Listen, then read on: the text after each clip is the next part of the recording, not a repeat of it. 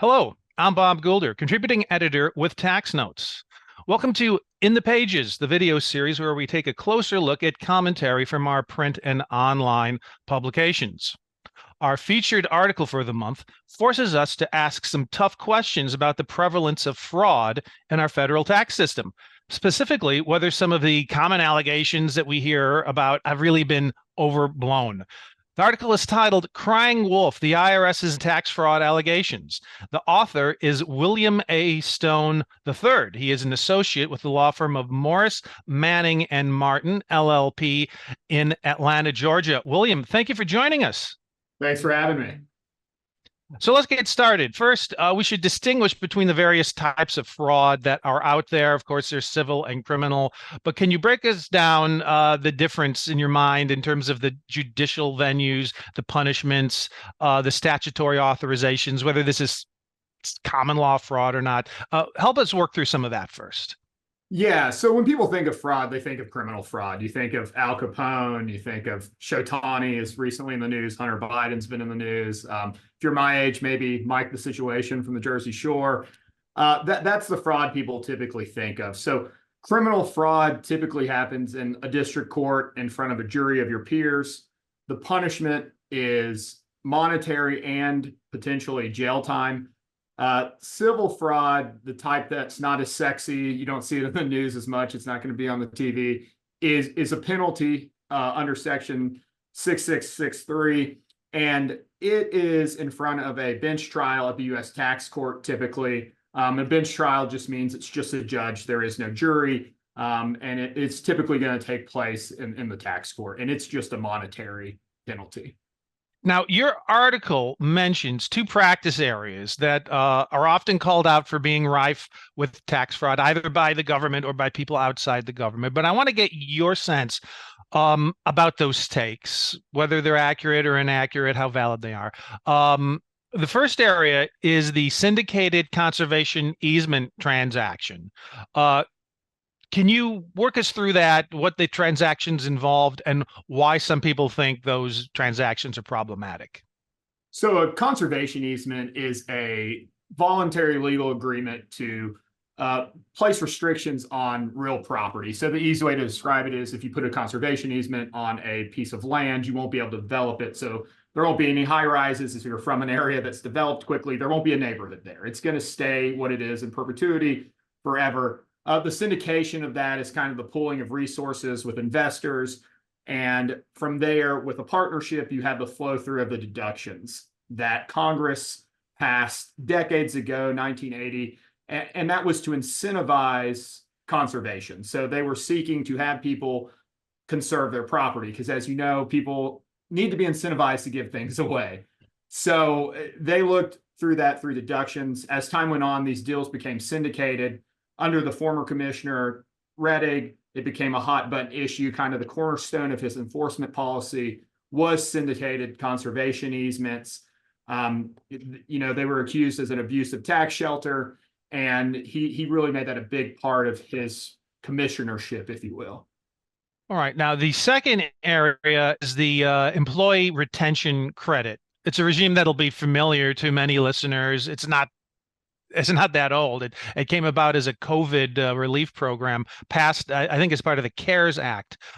Just briefly, how is that supposed to work? And again, why do people think that there's fraud associated with that? So ERC was passed during the pandemic. So unprecedented times, there's a pandemic. Businesses were struggling due to government shutdowns and other reasons, supply chain. So Congress sought ways to keep businesses afloat so they could pay their employees. They passed the ERC. And the claims there are that there's a lot of fraud in the program, but it's a little misleading. It's a little different. It's in its infancy stages. You can still claim an ERC. It's not easements. It's not decades old, obviously. But the allegations in ERCs have actually been way more prevalent than even conservation easements have been, with a whistleblower coming out saying potentially there's 95% fraud. Senator Wyden says there's rampant fraud. I think he uses the term gushing fire hose. Senator Johnson, so it is bipartisan, Republican, Democrat. He also says it's almost universal fraud. So there's a lot of fraud allegation in ERCs, But at the same time, and I think we'll talk about this a little more in depth later, not all ERCs have been processed. They haven't all been claimed. So the fraud claims there are a little premature, I think. Yeah, because it's a new program, and I'm not even sure that they're taking new enrollees. I think there was a moratorium last year, and I'm not sure whether that's still in effect. But yeah, if that program's going to cast a long shadow, these allegations of fraud, I mean, are we coming from like a small sample size? It seems that way. So you can still claim the ERC. The moratorium is on processing claims. So if you claim it now, you're going to send your claim and it's not going to get processed. But you can, some periods are still open. The moratorium just stopped the processing, but there's been a lot of activity around it. So you've had a withdrawal program, a disclosure program. So it appears that the IRS is trying to get taxpayers to maybe self-assess themselves without having to go through it. But it's going to be around for a while. I think last I saw there's 1.2 million unprocessed claims, with more coming in. The allegations of fraud, it seems to be, like you said, a small sample size. If you have a million unprocessed claims, you've got 20-30% of your claims not even processed. So claiming there's 95% fraud when you haven't processed 70%, 75%, that's disingenuous, I think. Now, there is the fraud claim where people have created fictitious entities and claim the ERC under that. I think that's clear-cut fraud, but I would find it hard to believe that that's 95% of the claims. So as time goes on, I think we'll really see how fraudulent was the ERC program. And I do think we need to talk about fraud versus a mistake. So you can claim the ERC and maybe a government shutdown or a supply chain issue and be wrong about that, but genuinely had thought that. That's not fraud. That's a mistake. Now, filing under fictitious entities that don't exist, I think most people would say, well, that's fraud. So I think there's a difference in, well, was the claim valid? AKA, should you receive the money? Did you receive the money? Versus, was it fraudulent? Those are two different questions.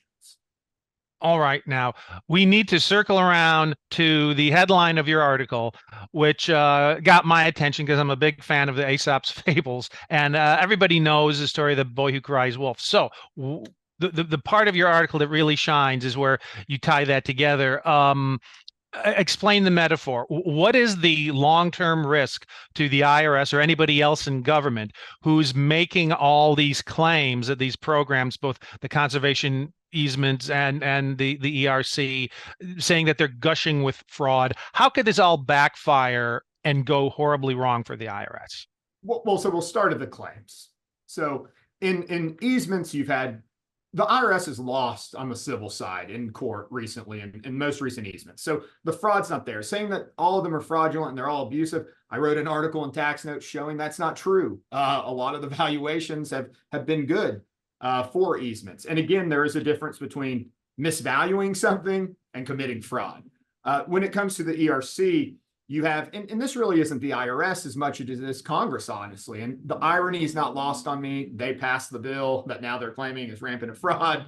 But there, you're just eroding taxpayer trust. So at the end of the day, the taxpayer is the village here. And when you look at fraud, you say, well, all these things are rampant with fraud. There's fraud everywhere. Well, that hurts the taxpayer in different ways. If you've invested in a conservation easement, you possibly think, oh, I need to go get counsel. Am I going to be in trouble for fraud? What's the problem here? And then it turns out, well, this one, the trial, yeah, it lost, but it wasn't fraudulent. Well, that has real consequences for you. And the ERC, even more so, right? You have the withdrawal program. Maybe I have a small business and I have a totally valid claim for an ERC. But I've been scared because I keep seeing Senator Wyden, Senator Johnson, members of the House come out and say, man, there's so much fraud. There's fraud everywhere. And fraud's a scary word. I think when most people receive any tax notice, they're scared, but especially fraud. And maybe I withdraw a valid claim. That's not good. That's not congressional intent happening. Maybe I don't submit a claim because I think, oh, well, I keep hearing everything's fraud. So can I really trust that this is a valid claim? How valid are any claims? So you erode trust. I think you're kind of in the infancy stages when it comes, like I said earlier, with conservation easements, where the boy is saying, there's a wolf, there's a wolf. Well, right now we're saying, well, there's fraud everywhere. And I know I've said it multiple times, but it bears repeating. Alleging 95% fraud or anywhere near that when you haven't processed 95% of claims is just disingenuous. So at the same time, at the end of the day, 10 years from now, maybe we find out, well, the ERC program wasn't as fraudulent as we thought it was. Yeah, there was fraud, but it wasn't rampant. It wasn't a gushing fire hose of fraud. Just like conservation easements, you're seeing fraud, it's getting alleged a lot, but it's not winning at the courts. So, and that hurts taxpayers, and they also have to defend against these. So I think it just erodes trust the way that the boy eroded trust with this village. And in this, I think the village is the United States taxpayer. Do you have any sense that people might be conflating a criticism of these programs that they're over generous and maybe need to be scaled back and sort of improperly mixing that with an allegation of fraud? I mean, let's just say, for the sake of argument, if you're a lawmaker and you think the ERC has served its purpose, it should be phased out, there's a way to do that, right? You legislatively limit it or you wind it down. Am I correct? You don't go around saying, gee, it's fraudulent. That's not the way to curtail government spending. Am I right? Well, exactly. And with ERC, it was always going to be costly. So they knew it. Yeah. The idea that we're worried about spending, it was a stimulus package. It was always going to be costly. So now that we're saying, well, there's tons of fraud. Well, you're Congress. You're exactly right. You can legislate ERCs out if you wanted to do that. With conservation easements, for example, they passed new legislation that put more restrictions on easements. They didn't do away with conservation easements, but they added restrictions.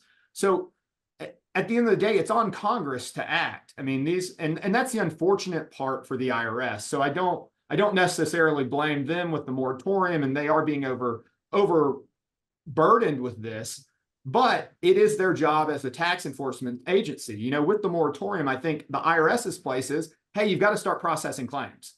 Congress passed this. You've got to process the claims and determine, are they valid claims? Are they invalid claims? And then after that, an invalid claim, was it a fraudulent claim? So I think you have to do those things if you're the IRS. But from Congress's standpoint, yeah, I think if you really think there's this much fraud, if Senator Wyden and the Senate Finance and all this much fraud, you need to pass legislature to curtail that. And I don't have the answer. I'm not in Congress, but that's into the likely path.